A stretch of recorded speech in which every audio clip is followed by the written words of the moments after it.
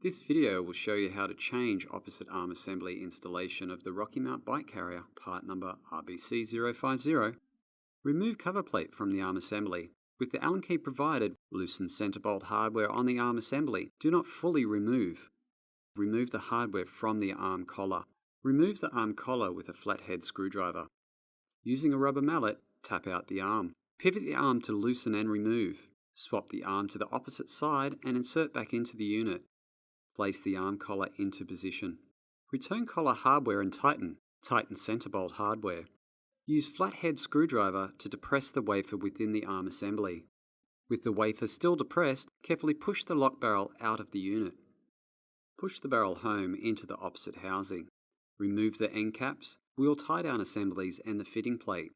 Switch over to slide onto the wheel carrier again. Try the same process with the front end cap and wheel tie-down assemblies.